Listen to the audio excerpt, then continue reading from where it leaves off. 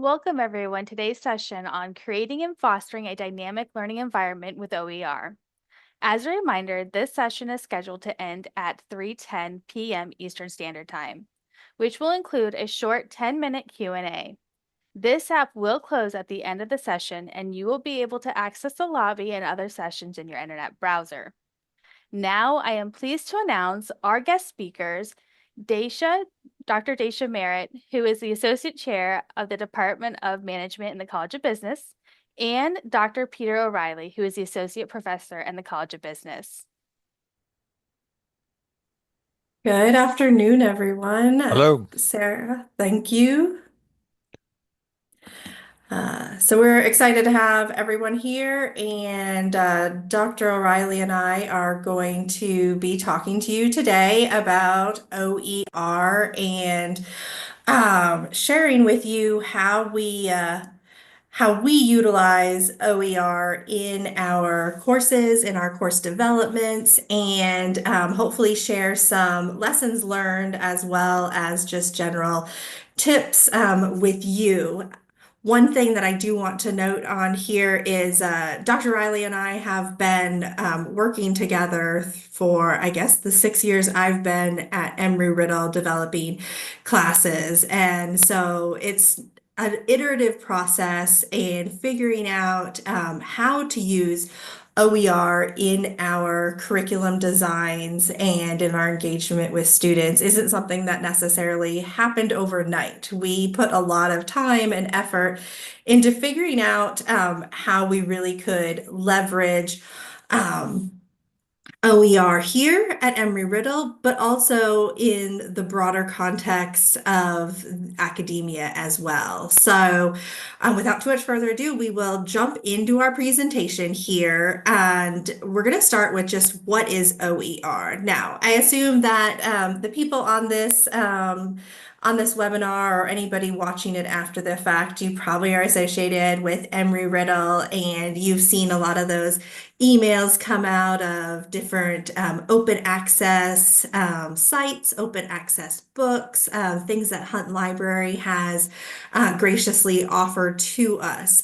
And one of the things that really drew Dr. O'Reilly and I to this is we designed a class several years ago.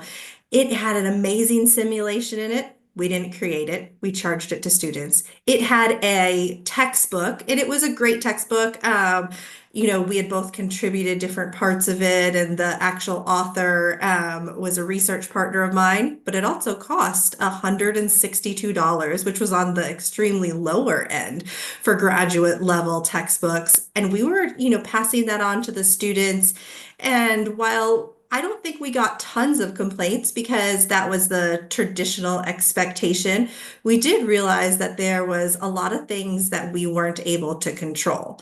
And perhaps being the professors that we are, and in our design of our classes, we really wanted to make sure that the content we were delivering was exactly spot on and was exactly what we expected. Of course, for those learning outcomes and the program outcomes, but what we set up for our students as their goals. So we jumped into what is OER and how can we absorb university-wide some of those charges, but make them available, the access of the resources to a lot more students also over a continued period of time. So most of the classes that we design are 9 weeks, 9 modules, and we need the students to be able to have access to those resources during the entire 9 modules. However, we also build within programs. And so we wanted to make sure that Class A and Class B, that both utilize, say, a data visualization software, could have continual access to those resources as well. So some of the things that we looked at when we made the switch to OER was affordability, was access, but was also being able to curate the resources and materials that we felt and believed were meeting the learning outcomes and learning goals.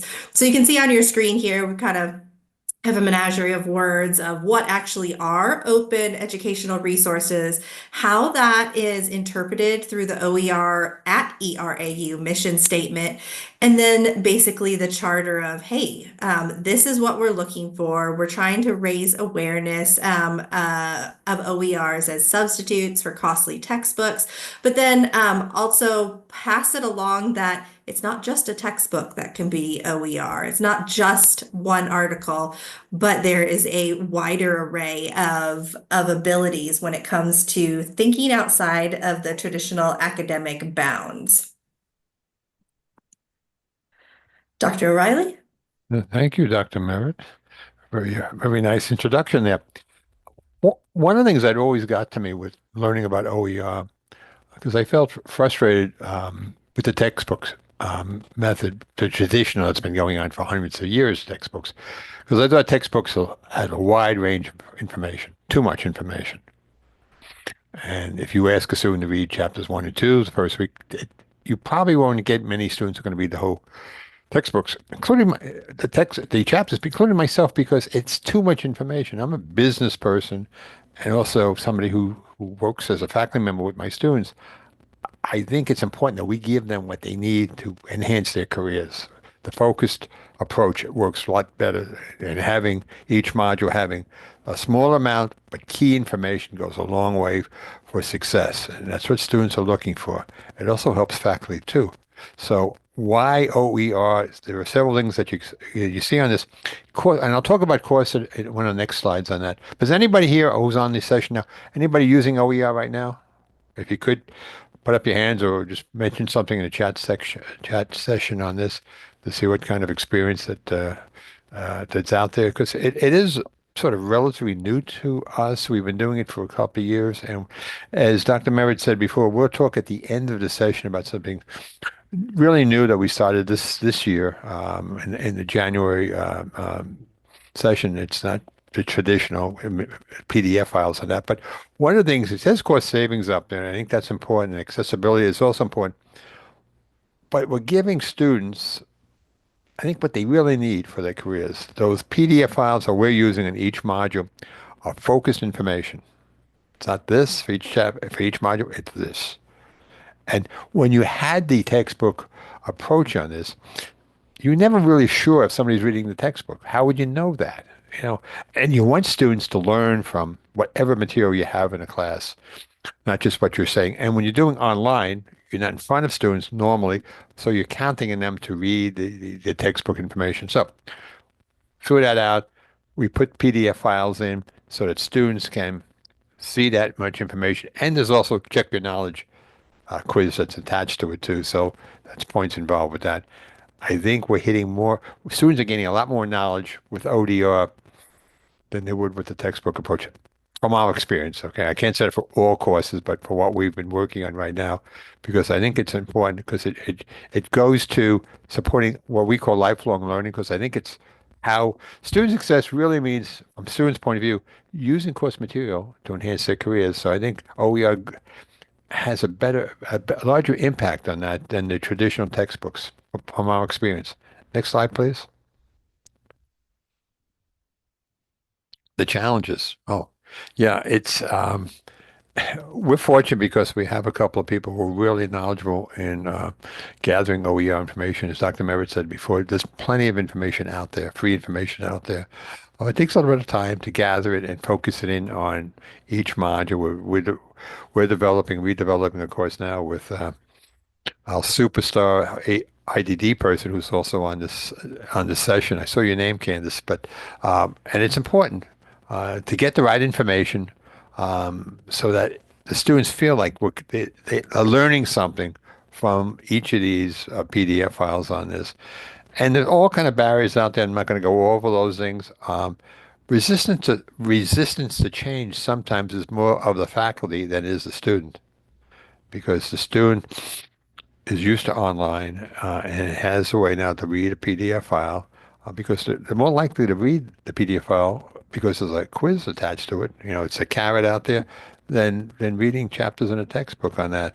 I think the time to put this all together is shrinking because there's a lot more people, faculty in particular, using OER and knowing where the resources are. I think Dr. Merritt mentioned those. They're out there. They're free. It's just a matter of gathering the right information for the right module on that. So, and that does take time, and redeveloping or developing a new course on that. And I think it goes a long way. Having the right people. I think we're fortunate within Embry-Riddle to have key people in IDD or all development people who are aware of this approach, and we have a number of faculty members that also are plugged into this as well. So it's the challenge is there, but giving the time and the resources and getting the right people involved, it goes a long way for bringing this into actually being part of the course on that, because I think it's important. Everything changes, as we know, and including in education. So these challenges are there, but they can be overcome with the right people and the right time commitment on that. Because the students wanted, and I'll talk about that a little bit later on that, students' reaction to some of these OER methods that we have in our classes. Next slide. So this always shocked me. I was really, we say, okay, we're saving the students money. Okay, what does that mean? Dr. Merritt mentioned $163 for a textbook for a course, but as you can see by these numbers, which are pretty staggering, students save what $4.5 million in a 6-year period on that, and that's pretty good because. They're our customers, and anything we can do to not just save them money, but also we feel enhance their learning capabilities goes a long way on that. So you can see some of those numbers out there. I don't have to read them, but what gets me too is the 1,800 individual sections that have been impacted by this in that 6 years, and it's just going to get more and more increase, pretty significant on that. And there's a figure that 56% of students surveyed spend more than $200 on textbooks per semester, and that's these are lean times in many ways, and I think anytime we can reduce that kind of expense on that, it goes a long way in that. I think, and certainly the students will appreciate whatever we can do in that particular area. Anybody have any questions on the savings? Anybody have feel any reaction to the savings numbers out there? Does it surprise anybody when you see those numbers? So you can put comments in the chat. And Peter, I thought I would pop up a quick poll asking everybody who actually uses OER. What do you think? Good, yeah. All right. So there's a poll coming to everyone. You just simply click on your answer. So are you using OER? Yes, no, not sure, but interested.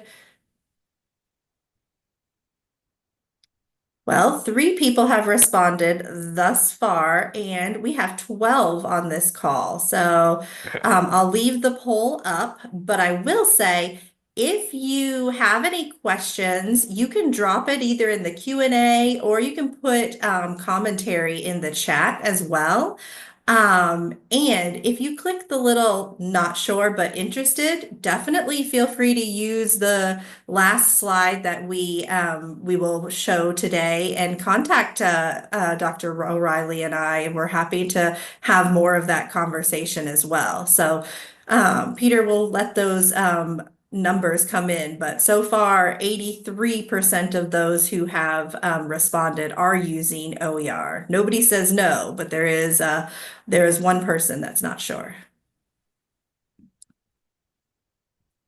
Okay. One of the things that, besides the savings, I think is really valuable is introducing some fun into the courses on that, because you can really um, take some time out for the serious part of education to interject some fun aspects of some of the PDF or other things that you bring into the class on that. And I think that's important too, because I think students really want to see something change, if you can make that change, rather than the same old information on that. Because I think they're sort of used to a certain way of it, and anytime you can break that pattern that goes on from course to course, I think they absorb a lot more of knowledge and learning from that different approach on that. Because I think one of the great things I think you can use for OER for is personalizing your courses. And anytime you can personalize an online course, it helps both the faculty and the students realize that they're together, working together to convey information back and forth between each other on that, and that just makes the whole education process a lot more successful. How are we doing with the poll? Are we ready to? Have we heard from Delaware and Montana yet? So far, we just have 7 people who have responded, 6 of which said yes. I know there's been a little bit of a problem. It's not popping up on everybody's screen, but No.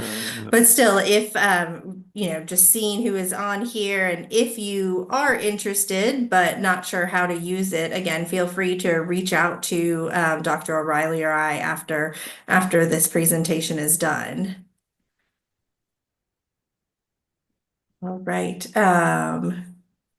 I think I advanced your slide already. Okay. Uh, Okay. So here are some more just statistics on this, and it's really pretty significant, the numbers, and they just keep on growing and growing, but you see the cost of textbooks on that, and it's just another way for them to feel better about the whole education process because we're talking about taking 100-something credits and X amount of courses on that, so it adds up quite a bit. And one thing we know about textbooks, for the most part, they tend to be one and done for a course sometimes. So students are already looking to sell it, resell their textbooks or get used textbooks. Sometimes they're not the right edition. So you're trying to do a case study from a textbook and it's not in the textbook the student has because it's an earlier, the textbook is a later edition than they got on eBay or something like that. So it's a pretty expensive proposition when you can think about replacing textbooks with what I've said a few times, but it's worth repeating that I think you're improving the learning opportunities for students. So OER, it gives them it's a more concentrated effort on any course that's out there. You just focus on what you think. And what do I mean by what we think is important, based on the experience of the faculty member who should have lifelong experience, should have a degree in certain courses that they're teaching. And it gives them an opportunity to select and these PDF files based on the theme of each module. So it goes a long way for, as I said, enhancing their educational opportunities. Next slide. So Dr. one of the Merritt, take things, over. so one of the things that Dr. O'Reilly and I decided to do, being the true academics apparently that we are, is look through our classes and see what this impact could be, maybe should be, and has the possibility in the future to unfold into. So we just did a really quick case study that looked over one of our 9-week courses, and we wanted to see where we could replace the items. But first, we had to catalog the items that were in the class and see what replacements there would be. And we had the opportunity, of course, to redo this class at the same time that we embarked on the case study. And we wanted to figure out how we could focus on the delivery of each element of the class without any textbook costs. So, one of the things that Dr. O'Reilly mentioned about benefits as well as challenges and impacts is this concept of a textbook in a class. And most of us went through school and we had some sort of textbook, and week 1 we read chapter 1 and week 2 we read chapters 2 through 7 or something like that. And we wanted to see if, while we were getting away from OER, we could also potentially get away from the textbook. And now there are definitely some great utilizations of textbooks out there, and many of us on this call have contributed to those. But how could we do that in the class? And one of the things that we came about was this concept of having shared resources. And we end up curating through OER different articles, different chapters, different pamphlets, different brochures, and then putting them into a file cabinet. And then we organize that file cabinet via the topical areas of the class. Now, Dr. O'Reilly and I stick to business strategy a lot in our teaching. And so we break it down into puzzle pieces. How are all of these pieces fitting into the overall business, and use those pieces, those concepts, as the way that we break down our shared resources or file cabinet. Now, I always think it's funny calling it a file cabinet because I imagine the one that I had when I was a little kid.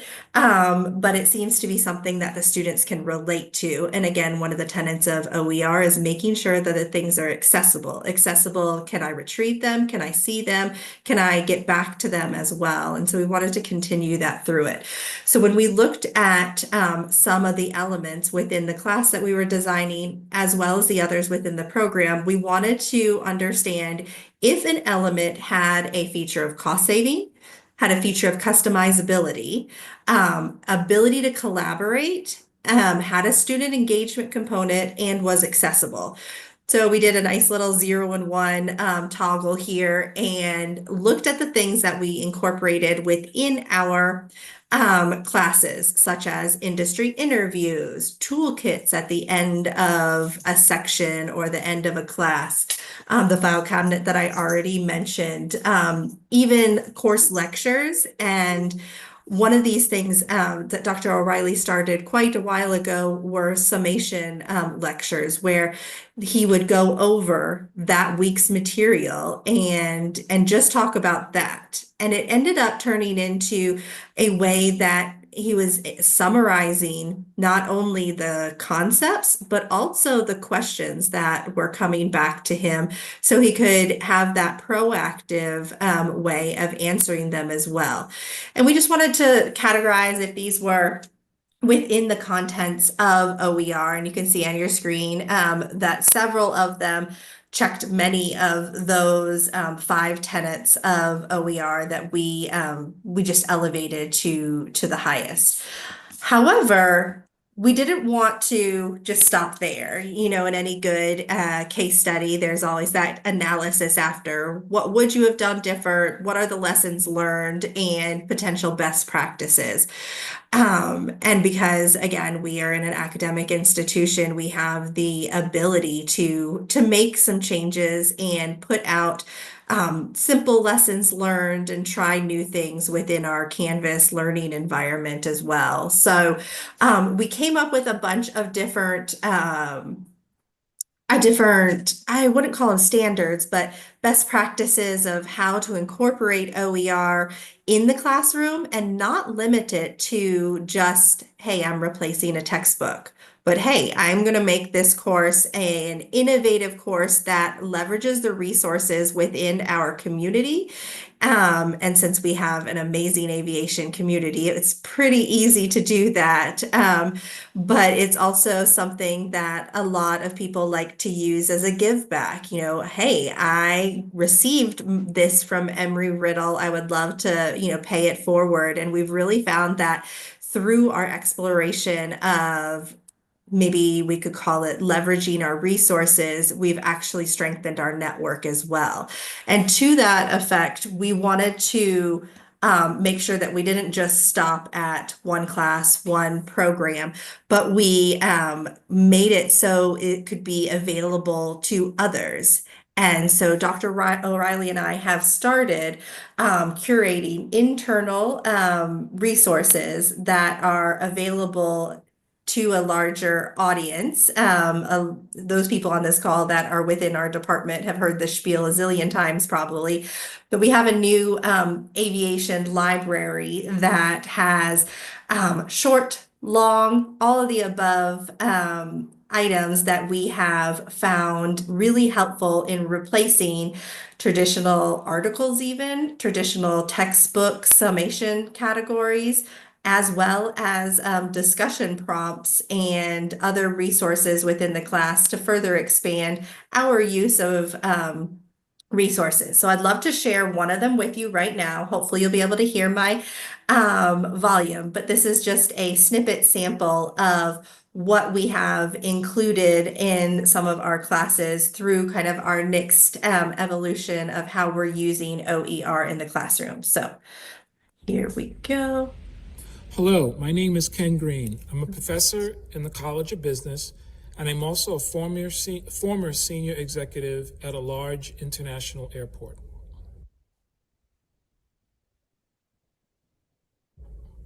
Business leaders face challenges all of the time, and I'd like to pose a challenge to you. You have many customers in your business who have needs and they expect you to meet their expectations. But you only have so many resources, and your resources are constrained. And you have to make a decision how to prioritize the needs of your customers. What do you do? How do you set those priorities? How do you measure their impacts? Once you have set the priorities, how do you communicate with your customers? And ultimately, what kind of steps may you be able to take to make sure that you don't have to address these kind of issues in the future? I look forward to seeing your response as to how you would move forward.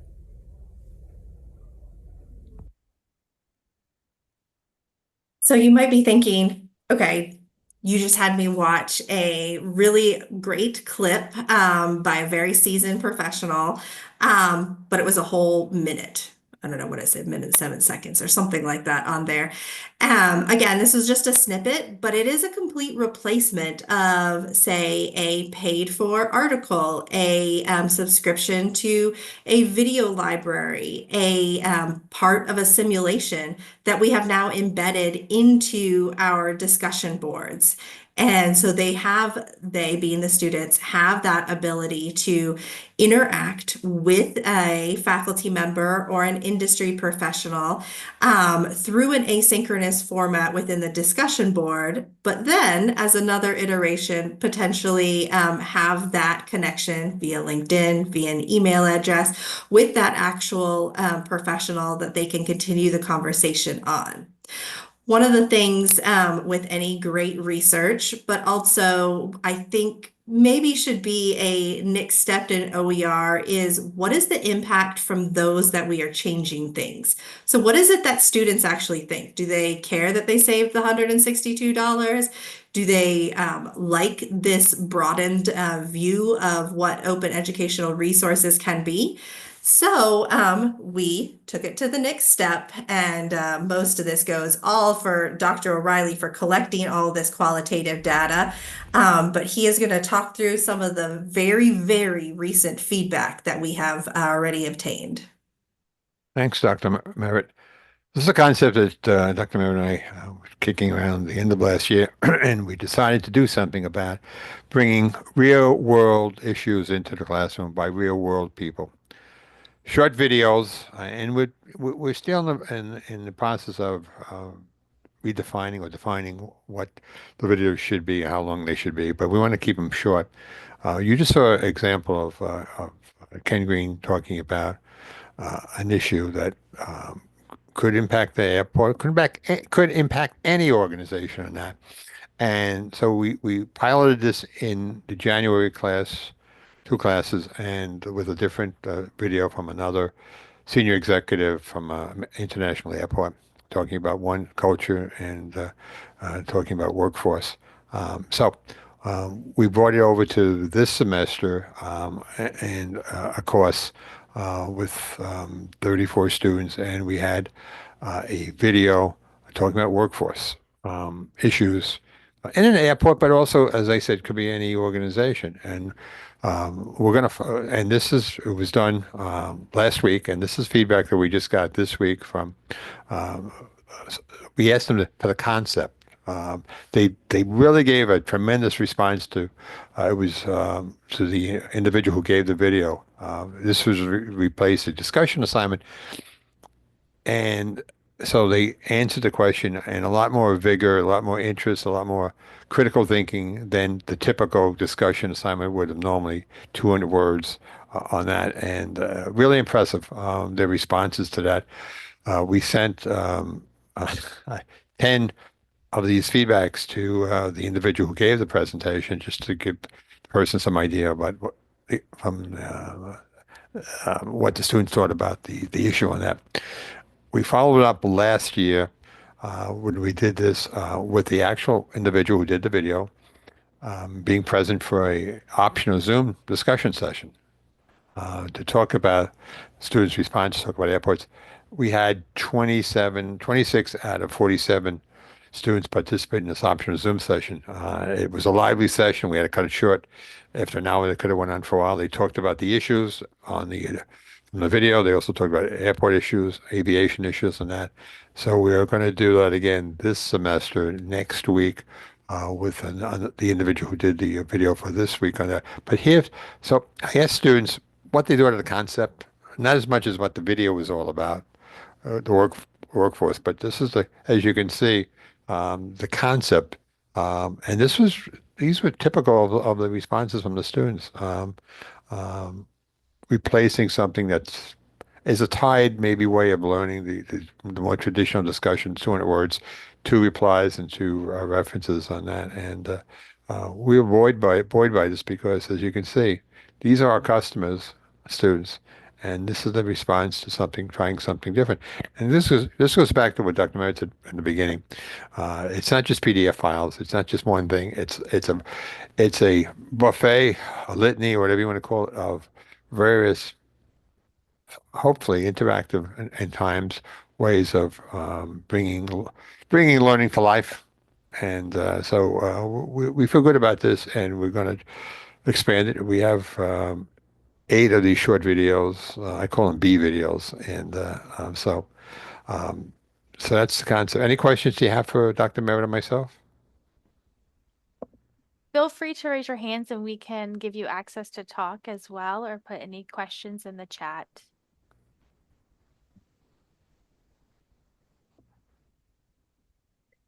I have tried to respond to the few questions in the chat, but as everybody sees on the screen too, Peter and I are more than happy to continue the conversation.